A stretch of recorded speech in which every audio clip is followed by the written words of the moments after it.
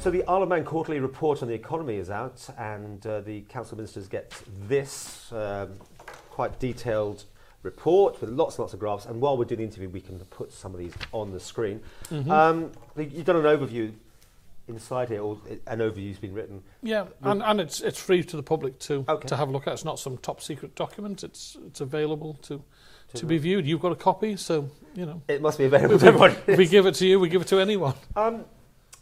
400 people a year extra are coming in is one of your real big highlights. You put in that sort of overview. Well, it's probably nearer 500 if you think about it, because the last quarter showed an increase of about 300, but we've now got it to 400. But if you analyse the fact that you have more deaths on the Isle of Man than births, to have a 500 increase, you've then got to factor in the difference between deaths and births. So it's pushing 500, which is it's a step in the right direction, and we can't be complacent about it, Paul, but it clearly shows that our under 65 population is growing.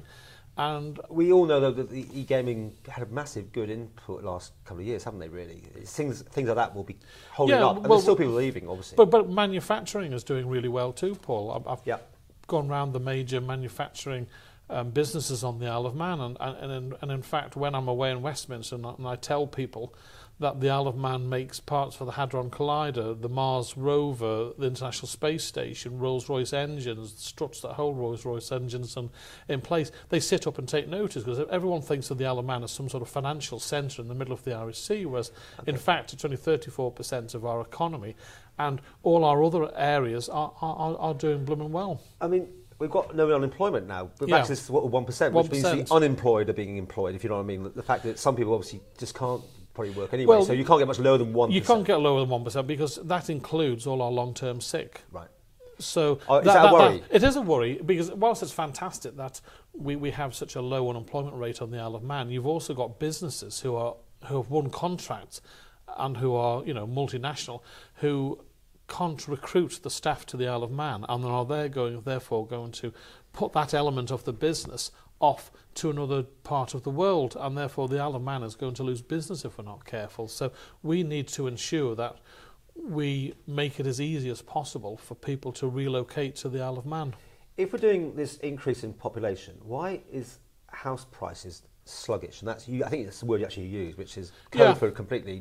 I mean, talking to estate agents, obviously some sectors are doing okay, but overall there's this sluggish feel to the market still. Yeah, I think that when we were losing people, and we've been losing people for 3-4 years, Paul, in the last administration, the house builders carried on building houses, so there's a bigger amount of slack to be taken up. So I think we are seeing, we are definitely seeing an increase in people to the Isle of Man, and the NI payments prove that.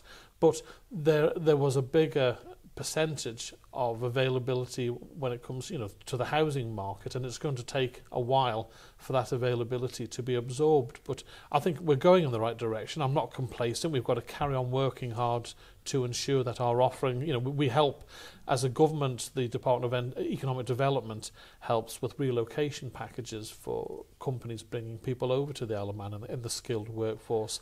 As an example, we've eased off on work permits for ICT engineers. So there's more to be done all the time. Okay, well, we're showing all these graphs, and people can make up and get hold of this. So you talk about work permits there, yet one of the major builders on the Isle of Man, because that's in a way, it's a weird thing, isn't it? Building more houses is causing the market to become sluggish almost, because there's more availability of property. So that's an interesting. Yeah, well, I think there was, but now that we've got these, now that we are seeing an increase in population, hopefully that slack will be taken up. I'm giving you that as a reason why the housing market is going to be later showing an improvement. It's not happening at the same time, and that's one of the reasons we believe, anyway, as to why it's still looking poor for the time being. And a major builder on the Isle of Man was on the media today, saying that it's cost him a lot of money, tens of thousands of pounds, because he still can't get people here with the work permit situation, even though you've relaxed it. I'm waiting to interview him about it because he's off island today. But it's just like, are you worried when you hear that sort of thing, that it's still bottlenecks in Well, that's right. And as a result of that, we've been getting feedback, Paul, from all sorts of sectors. So we said, right, let's go out for consultation. Let's get the views of everyone. And that's what's happening as we speak. Do you want to get rid of work permits completely?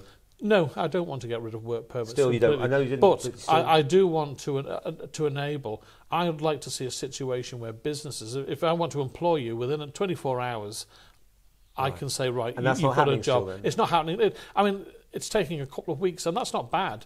But it's costing this gentleman, he's saying. Well, if you're ICT and there's a shortage, and you're offered a job where you can walk into it tomorrow, or you're offered a job subject to checks which are going to take 2 weeks, which job are you going to go for? It's the bird in the hand. So we need to ensure that Manx companies on the Isle of Man are able to have that seamless transition where people can, if they're the right person for the job, which will help the island's economy, then it's easy for them to move over here.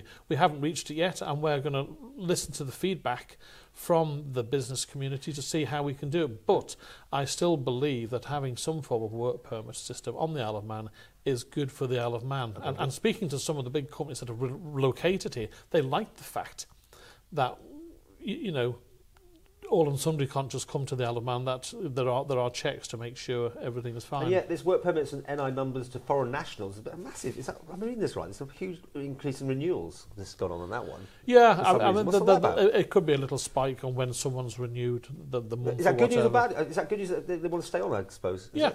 Well, it's good news that we are growing our skilled workforce. Okay. You know, we have, like the rest of the developed world, we have an ageing population, which is fantastic news that we're all living longer. It's a sign of success, but it comes with a cost. Okay.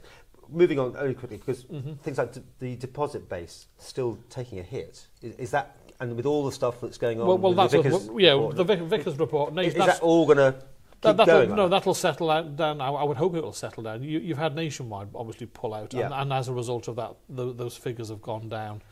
I mean, I say, what's this one? Quarterly change in savings and lending by Isle of Man Bank to local residents and businesses. That's one of those dipping as well. Is that well? No, where that dips is because the Nationwide had people's savings recorded on the Isle of Man. Yeah. They've shut their accounts. We don't know where some of the money's gone for the time being. So that graph has gone, I'm not saying skew-whiff, but it's maybe not as accurate. It's a blip, is it? It's a blip. We believe it's a blip. Milk price comparisons. You're going to lots of things on this. Well, you've got to look at a basket of things. We put our money on we can on the screen, but are you happy with the way we're going this quarter? Yes. Well, for the second quarter on the bounce, we're seeing an increase in people moving to the Isle of Man. We're seeing growth in the economy, what Chief Minister wouldn't be happy with that. You know, to get it in one quarter and then you could say it's a blip, but this is the second quarter now. Two quarters together makes we're into positive territory, right? Is you treat it in that sort of way? I'm treating it with optimism that we're going in the right way. However, we can't be complacent. We've got to keep on looking at ensuring that our offering is good to carry on.